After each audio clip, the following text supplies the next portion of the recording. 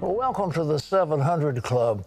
Wind chills below zero in San Antonio, Texas, and snow at the Alamo. Record-breaking cold is gripping and crippling ice are zapping the south as a mammoth snowstorm wreaks havoc from coast to coast. What will the massive demand do to power grids? And is the worst yet to come? Dale Hurd has that. States of emergencies are in effect from Texas to Virginia after an historic ice storm and crippling cold weather turned roads into skating rinks. Slow down. Slow down. Big rigs littered this highway near El Paso. This highway near Tulsa was shut down for several hours after 3 semis collided in a fiery crash. In Oregon, hundreds of thousands of customers lost power after heavy ice toppled trees. Seattle saw the most snow in 52 years. Wind chills were below zero in San Antonio, Texas. It was even snowing at the Alamo. And it's so cold in Houston, that city could see its coldest February in 122 years. The freezing temperatures have already reached. And so it's very, very important that folks stay off the roads so that we don't cause a disaster on top of a disaster. Power companies in Texas are now considering rolling blackouts because of the massive demand on the power grid. Airlines have canceled thousands of flights over the weekend and into today. More than 120 million Americans are under winter weather alerts, with snow and ice expected from Dallas all the way to New York. Temperatures could be 50 degrees below average in some areas. Beginning today, New York is expected to see 6 to 12 inches of snow. In Connecticut, where road crews are trying to prepare for the coming storm, they're facing a shortage of road salt. Sat in line for 8 hours, 9 hours, and we got 1 load. I mean, I can use 20 loads. The governors of Oklahoma and Arkansas have activated National Guard units to help rescue stranded drivers. We're doing the best we can, and we're not going to stop until it's done. And to make matters worse, another storm system is expected to take aim at the Northeast on Thursday. Dale Hurd, CBN News. Well, Joe Bastardi is chief meteorologist for weatherbill.com, and Joe's joining us now. Joe, what is going on? Well, you know, last week I was supposed to be on with you to prepare people for this, and of course the impeachment got in the way. And that was really a shame because as a meteorologist, I was looking at the winter equivalent of a Cat 5 hurricane coming at these people, and yet we were occupied with whatever we were occupied with last week. I do know that the Texas governor got very proactive and right on top of it Friday night and really took steps to get their state ready. But this has been something where, and it's something I see more and more today, Pastor, and that people ignore what is real for what isn't real, especially when it comes to nature. And then what will happen after this is that people will start blaming climate change, the very same people who didn't have any idea this was coming. Now, I work for a company that supplies forecasts for electric companies, hedge funds, salt. We have huge salt clients. So they were prepared for this early last week, right? And they knew what was coming down in there. And this has all been evolving. Folks, the weather is not a snapshot. Too often, people show up at the one scene of the movie and say, where did this come from? This has been evolving since early January. You can see it go on. And so we're reaching the peak this week. As far as New York City, they're not getting anything from this storm that's down in Texas now. They're going to get it on Thursday night or Friday, I think, some. But the problem with this storm in Texas, and Texas is the heart of things, even though the Midwest is going to be very bad, they know how to plow snow in the Midwest, and they know about cold weather in the Midwest. It's not going to melt off. And another storm is coming, and this one is predominantly freezing rain between I-10 and I-20 in Texas and to the east of I-35. That's coming Wednesday and Wednesday night. So you've got snow with freezing rain on top of it. In addition, power outages, over 2 million people without power in Texas now, 2 million customers. these rotating power outages are going to continue. Now, when you look at the situation in Texas, where if you've ever driven, and I love Texas, I've been down there many times. I grew up at A&M. You drive those back roads, those ranches out there aren't South Fork. And those people going without power with wind chills near or below zero, that becomes a life-threatening situation. The citrus industry is getting hit. The marine industry is getting hit. Electric grid, people have to stay off the roads. The good news is this is not the atmospheric apocalypse. The reason we knew this was coming was we had maps of 1899, and lo and behold, the computer model was predicting what the map looked like in 1899. I said, hey, Joe, guess what? The same thing's going to happen. And you brought that up, what was it, 121 years, 122 years in Houston. That was the 1899 outbreak. This is all going to break this weekend, folks. And next week it's going to get nice and warm in Texas. But the next 4 or 5 days, the country from Texas to the lakes to the Northeast and even into Virginia, interior Virginia, where there's going to be a lot of ice, is definitely at the highlight of this winter season, and as bad as we've seen a winter week in many years. Is this the most active in history, or in 100 years, or what? Well, no, for Texas, the combination, what I call the winter misery index, is the worst. Where, 1899 did not have the amount of snow across much of Texas, although it did snow very hard along the Gulf Coast. The 1899 storm came up the East Coast. This one is going up through the Ohio Valley. That's the people who are going to get hammered 6 to 12, locally 18 inches of snow after this. So there's a little bit of a difference in the end game. What I didn't see happen in 1899 was 2 or 3 days later, another big snow and ice storm across Texas. And if you look at the 83 and 89 outbreaks, and you see what I do is I go back and look at all this stuff and study it. I have no life except God, my family, and this stuff. So what happens is there was a tremendous amount of ecological damage. It's down to 23 in the citrus growing areas, and it's going to stay there for 4 or 5 hours. So chances are the agricultural and the low Rio Grande valleys, just nothing but agriculture, that's going to take a big hit in there too. When you total this up, when you start looking at ice bringing down trees and power lines later in the week, this 5-day period relative to winter, okay, relative to winter, is going to be as extreme as a Category 5 hurricane is to a hurricane season. Right. See the magnitude, right? Different kind of thing. It's not a bulldozer coming in off the Gulf of Mexico and leveling a certain area. But it's interesting when you go back and look at Texas weather history, real quick. 1899, they had that freeze, 1900 Galveston hurricane. What was going on back then? I got to confess, though, my great-great-great-great-grandfather, Ebenezer Bastardi, I think, was forecasting the weather back then. Joe, one last question. How do you relate this to all this fear about global warming and all this stuff?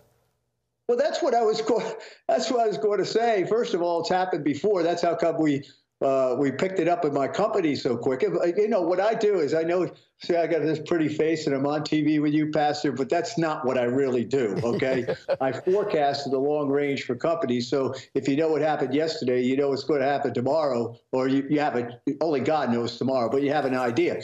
But no, it's a matter of what weather can do. And see, that's the problem I have today with a lot of people. They do not respect what nature and nature's God has created. So they just think, oh, my goodness, this is the end of the world. They're not paying attention before. And yet you can see these things setting up from a long way off. Now, I can't nail the absolute detail. I couldn't tell you back Monday, we go, it's going to go 15 in Houston instead of 14 or whatever. What we told people was it'd be in the teens with wind chills near zero, it's going to snow and ice, right? But it's happened before. And if you understand that, it gives you perspective, which I think is lost in a lot of things today. But hey, that's a 65-year-old guy probably looking back at his past. Okay, Joe, thank you so much for that insight. We appreciate you. Come back with the next time out. Sorry. All right, well, if I warn you about stuff, pick up. Let's get out in front of it. God bless you. We'll take it to the bank. God bless you. Well, in other news, former President Trump was found, quote, not guilty in his second impeachment trial. So after the acquittal, why did Mitch McConnell condemn Trump? And will the Republicans who voted to convict him feel the backlash? Ephraim Graham has more from our CBN newsroom. Pat, 7 Republicans voted against the former president, but still far short of the 2/3 needed to convict, which begs the question, what will happen to them and what will happen to the former president next? CBN News Capitol Hill correspondent Abigail Robertson brings us more. While the impeachment trial might be over, the former president could still face criminal charges for his role in the January 6th attack. He did not do his job. He didn't take steps so federal law could be faithfully executed and order restored. No. Instead, according to public reports, he watched television happily, as the chaos unfolded. Immediately after the vote, Minority Leader Mitch McConnell took to the Senate floor to condemn President Trump's actions, while still insisting that impeaching a former president is unconstitutional. If President Trump were still in office, I would have carefully considered whether the House managers proved their specific charge. Democrats, however, argued it was McConnell's decision not to start the trial until Trump left office. It was a very disingenuous speech, and I say that regretfully because I always want to be able to work with the leadership of the other party. 7 GOP senators voted with 48 Democrats and 2 independents in favor of conviction. Following the vote, the Louisiana Statute GOP unanimously voted to censure Senator Bill Cassidy for his vote. Our Constitution and our country is more important than any one person. I voted to convict President Trump because he is guilty. In a statement Saturday, President Biden said that violence and extremism have no place in America and that we must all defend the truth and defeat the lies. Senator Lindsey Graham told Fox News he spoke with former President Trump after the trial. He's ready to move on and rebuild the Republican Party. He's excited about 2022. He's mad at some folks, but I understand that. Following the acquittal, Trump released a statement saying the movement to make America great again has only just begun. There was nothing about what he might do next or whether he'll seek office again. Reporting from Washington, Abigail Robertson, CBN News. Many, of course, wondering what the former president will do next. Pat? Well, what do we do? You know, if you'd like a prediction, my prediction is that the Democrats are overreaching. The Americans are not too keen on having a socialist society. And I think some of these executive orders are overreaching again. But what will we do? My prediction, I'm going to get our fearless prognosticator, John Waggy, next week to see what he's got to say. But I do believe that the House is going to swing from Democrat to Republican, and I think it won't be but a few seats left to go to switch over, and we'll have a new majority leader, new Speaker of the House. I think that's coming because the American people just don't want socialism. And this is what it's heading for, but we'll have to see what's going to happen. And we're also taking a look at Virginia, where a guy named McAuliffe is trying to make an unprecedented run for a second term as governor of the state.